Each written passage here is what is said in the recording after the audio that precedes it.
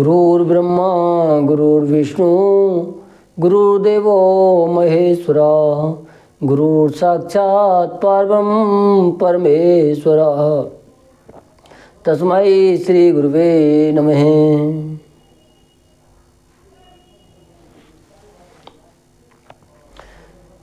जय माता दी मित्रों, जय माता दी प्रेमी सज्जनों एवं भक्तजन योगीजन सभी को जय माता दी, नमस्कार।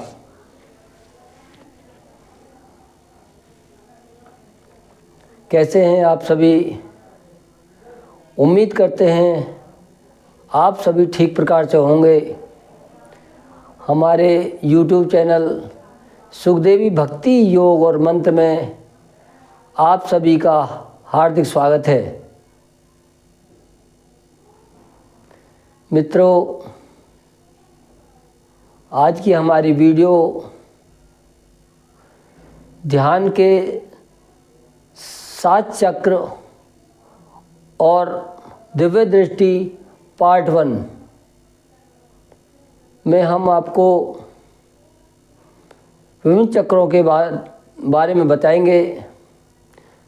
वीडियो अधिक लंबी ना हो जाए, इसलिए हमने इस जानकारी को 3 भागों में बांटा हुआ है। नंबर 1 पार्ट 1,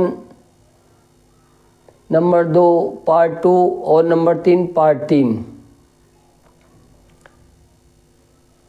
मित्रों, यह जो हमारी वीडियो है ये बहुत ही सूक्ष्म ज्ञान के ऊपर आधारित है। इसको शुरू करने से पहले यदि आपने हमारा चैनल सब्सक्राइब नहीं किया हो तो चैनल को सब्सक्राइब कर दें तथा वीडियो के अंत में लाइक और शेयर करना न भूलें तथा हमारे जो सबसे लास्ट में कमेंट बॉक्स दिया हुआ है उसमें कमेंट बॉक्स में कमेंट ज़रूर लिखें। मित्रों,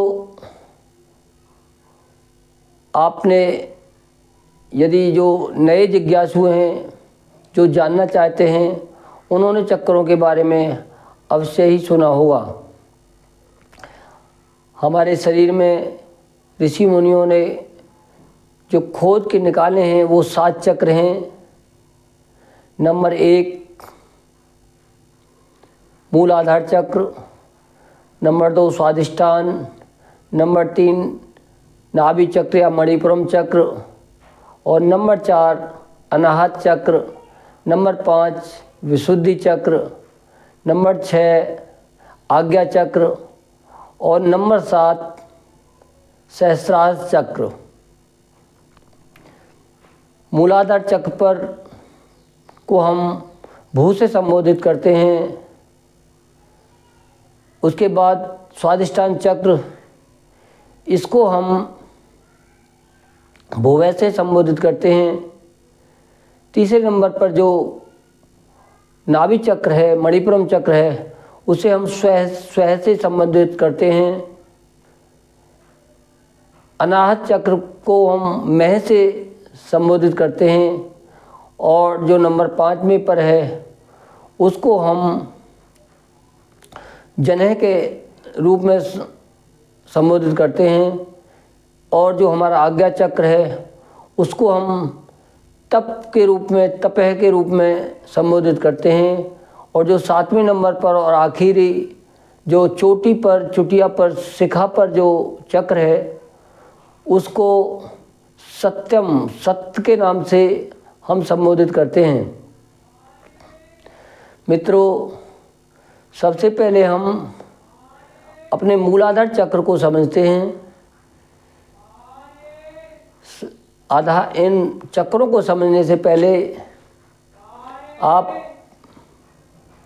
मेरे अंदर जो कुछ भी गुरु तत्व है या अपने गुरु तत्व को किसी भी रूप में प्रणाम करें, अपने इष्ट को याद करें। भगवान गणेश, भोलेनाथ, माता पार्वती, देवताओं को याद करें और भगवान श्री कृष्ण से प्रार्थना करें कि हमारी जो दिव्य दृष्टि है, जो शुद्धि है, सिद्धि से पहले जो शुद्धि है, हमको शुद्धि प्रदान करें, हमें दृष्टि प्रदान करें, हमारा नज़रिया, हमारी दृष्टि शुद्ध करें। आइए मूलाधार चक्र को समझते हैं। मित्रों, मूलाधार चक्र सबसे निचला है। यह हमारी रीढ़ की हड्डी के सबसे निचले छोर पर,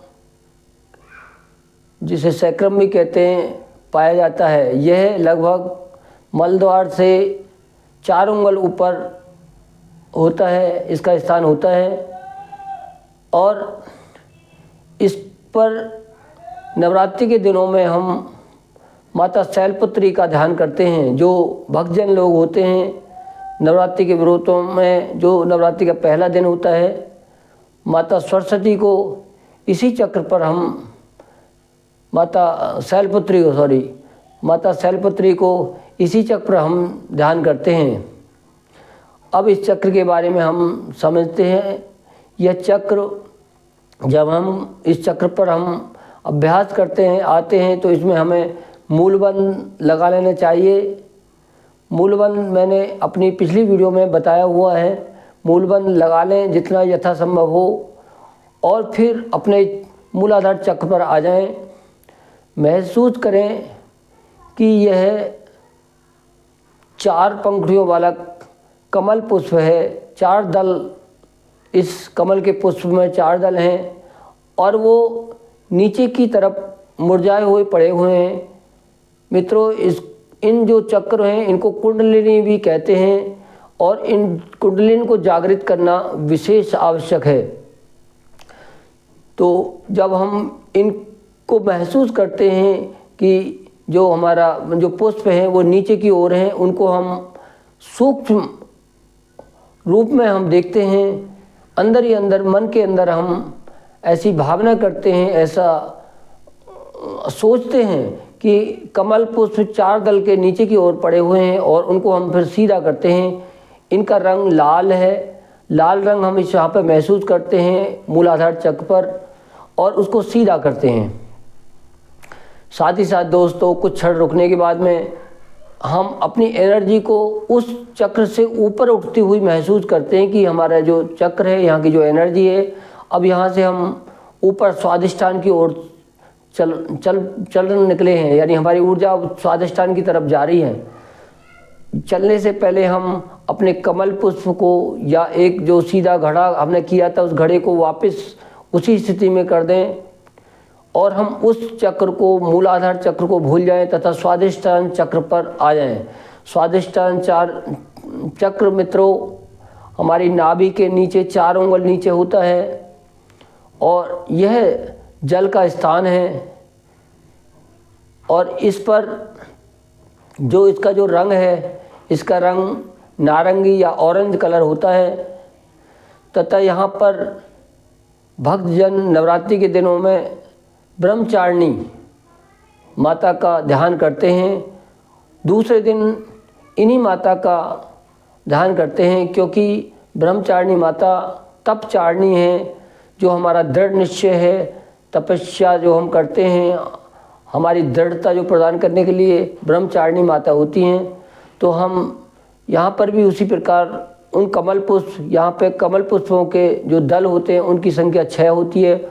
उनको नीचे से ऊपर की ओर इसी तरह से इस अंतःकरण से उनको अपने मन में स्थिति बना करके उन्हें सीधा करते हैं तथा हम स्वादिष्ट चक्र पर कुछ देर, कुछ क्षण के लिए माता ब्रह्मचारिणी का ध्यान करते हुए या पुष्पों का ध्यान करते हुए, अपनी अपनी धारणा के अनुसार उनका ध्यान करते हुए हम उस ऊर्जा को महसूस करते हैं तथा उस ऑरेंज कलर को, उस नारंगी कलर को महसूस करते हैं। इसके बाद ऊर्जा को वहाँ से हम ऊपर की ओर उठता हुआ महसूस करके कि हमारे जो अगले चक्र के लिए अब यहाँ से ऊर्जा उठ के जा रही है और जो हमारी कुंडलिनी है वो स्वादिष्टान चक्र की कुंडलिनी जागृत हो चुकी है, उसको हम कुछ क्षण रुकने के बाद में फिर वापस उसी स्थिति में कमल पुष्प जो था हमारा 6 दलों का, उसे नीचे की तरफ मुँह कर देते हैं।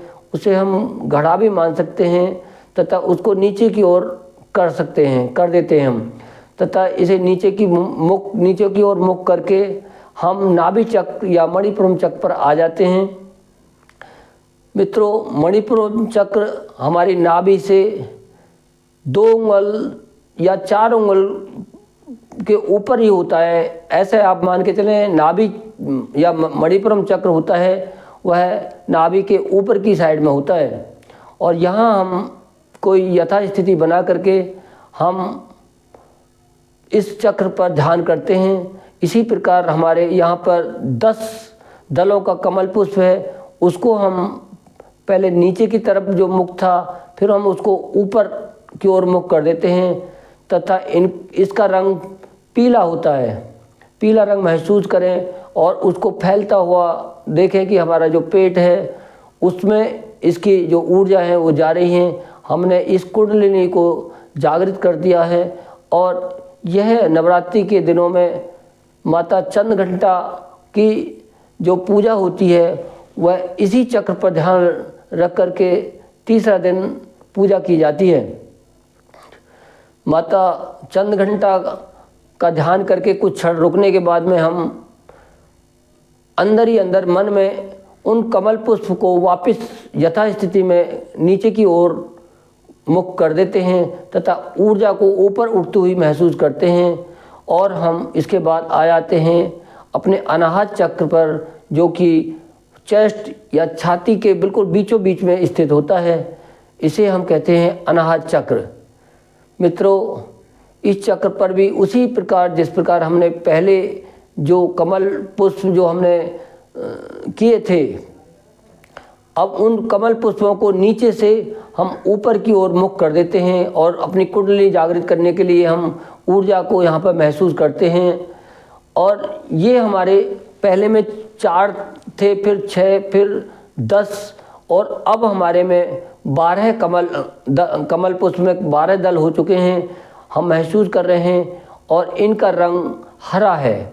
हरा रंग महसूस करते हैं तथा हम अपनी एनर्जी को महसूस करते हैं कि यहाँ पर हम कुछ देर रुके कि हमारे ये जो एनर्जी है वह हमारी अनाहत चक्र पर, हार्ट चक्र पर आ चुकी है। अब जब हम अगले चक्र में जाएंगे तो यहाँ से अपनी एनर्जी को उठता हुआ महसूस करेंगे। लेकिन दोस्तों, क्योंकि वीडियो ज़्यादा लंबी ना हो जाए इसलिए हम इन 4 चक्रों के बारे में ही आपको आज बताएंगे। मित्रों, स्वास्थ्य की दृष्टि से भी इन चक्रों को हमें समझना चाहिए। यदि हमें पाइल्स की बीमारी है या हमें गुदा से संबंधित, बड़ी आंत से संबंधित कोई बीमारी है या नीचे के अंगों में कोई बीमारी है तो हमने जो हस्त मुद्रा बनाई है उस मुद्रा में हमें ये अनामिका को और अंगूठा को स्पर्श करा करके इस तरह की स्थिति में रख करके हम उस तरह का हम ध्यान करें तो ये हमारा पृथ्वी तत्व होता है और उस पर हम बराबर ध्यान दें, अस्मरी क्रिया करें या हम मूलबंध को बांधें तो हमारे जो गुदा से संबंधित बीमारी हैं, मलद्वार से संबंधित जो परेशानी हैं वो ठीक हो जाती हैं। मित्रों, इसी प्रकार स्वास्थ्य की दृष्टि से यदि हम चलें तो हमारा जो दूसरा चक्र है स्वादिष्टान चक्र, और उस क्षण उसमें भी इसी प्रकार हमें करना है। यदि हमें जेनेटिकल कोई बीमारी है, शुक्र और रज से संबंधित बीमारी है, जल तत्व से कोई संबंधित बीमारी है तो हमारी एक वरुण मुद्रा होती है जो कि मैंने अपनी हस्त मुद्रा में पहले आपको बताई थी। सबसे छोटी जो फिंगर होती है, लिटिल फिंगर, इसको और अंगूठे के अगले भाग को हम स्पर्श करा देते हैं तथा हम उस ऊर्जा को जो हमने नीचे से मूलाधार से ऊपर उठाई थी उसको अब हम स्वादिष्टान चक्र पर महसूस करते हैं और जो जो हमारे अंग हैं उन पर हम जहाँ जहाँ हमें बीमारी है वहाँ पर हम ध्यान करते हैं। मानो कि हमारी ऊर्जा उन डिफ़ॉल्ट अंगों तक जा रही है और वहाँ की बीमारी ठीक हो रही है, इस तरह से महसूस करें तो इससे हमारी स्वादिष्टान पर ध्यान लगाने से हमारी जल से संबंधित जो बीमारी हैं, जेनेटिकल जो बीमारी हैं, जो हमारी शुक्र रस से संबंधित बीमारी है, पेशाब से संबंधित बीमारी हैं, वो ठीक होने लगती हैं।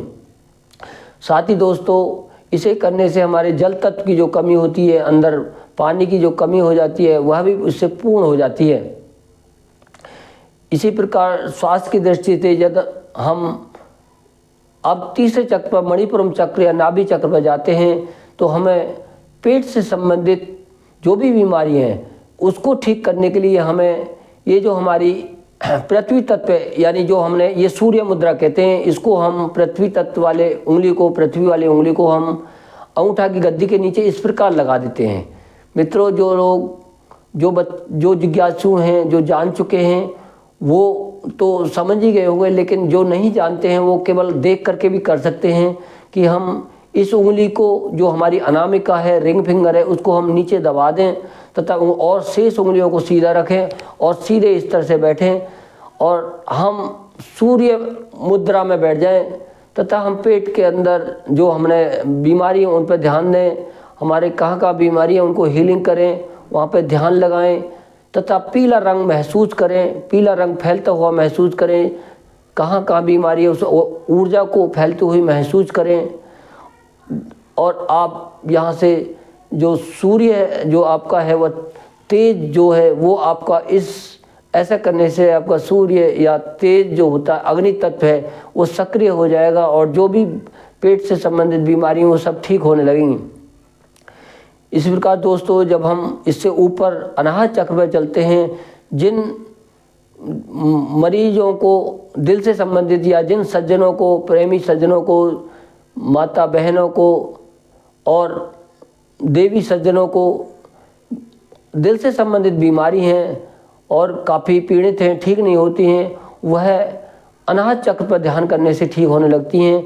अनाहत चक्र के लिए, दिल के लिए हमने अपनी हस्त मुद्रा में एक मुद्रा बताई थी, उसमें हम ये स्थिति बनाते हैं, यानी हमारे जो सबसे फर्स्ट फिंगर है, इंडेक्स फिंगर भी कहते हैं, इसको हम ऐसे दबा लेते हैं अंगूठा की गद्दी के नीचे तथा हम शेष मिडिल और ये जो थर्ड रिंग फिंगर होती है, जिसको हम मध्यमिका और ये अनामिका, इन दोनों उंगलियों को इस तरह से आगे के टिप्स को, अंगूठा के टिप्स को और उंगलियों के टिप्स को आगे लगा के इस उंगली को सीधा रखते हैं, लिटिल फिंगर को, और फर्स्ट उंगली को हम अंगूठी के अंदर ऐसे दबा लेते हैं।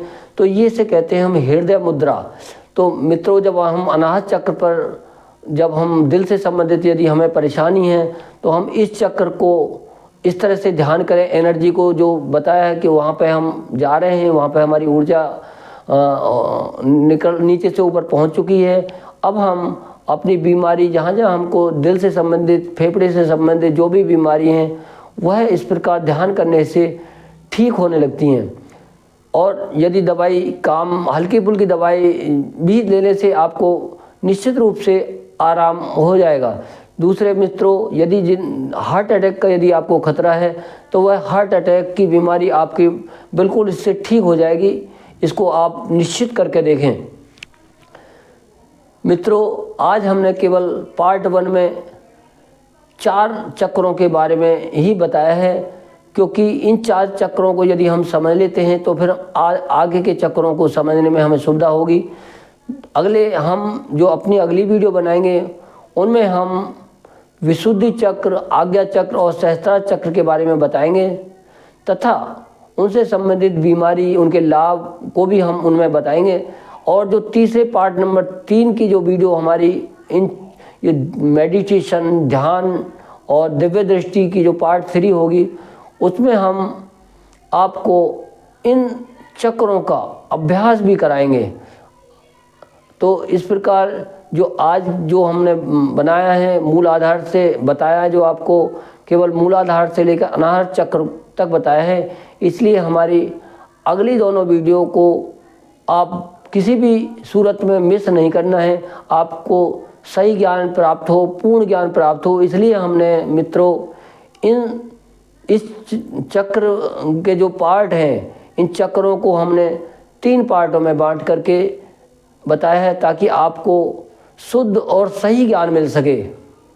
मित्रों, ध्यान रखें, आपको केवल ज्ञान को समझना है, बाकी सब चीज़ आपके लिए कोई मायने नहीं रखती हैं। मैं कैसे बता रहा हूँ या कोई कैसे बता रहा है, आप मेरे अंदर गुरु तत्व को महसूस करें, तभी आप कुछ समझ पाएंगे। क्योंकि मित्रों, मैं अपने लिए नहीं कह रहा हूँ, लेकिन गुरु तत्व का एक अपने अंदर स्थान होना चाहिए।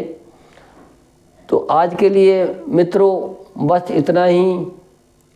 आपको हमारी यह जानकारी कैसी लगी कृपया कमेंट बॉक्स में लिखें, तथा हमारी वीडियो को शेयर और लाइक करें, तथा हमारे चैनल को सब्सक्राइब करें। आज के लिए बस इतना ही। अगली वीडियो में फिर मिलते हैं, तब तक के लिए नमस्कार।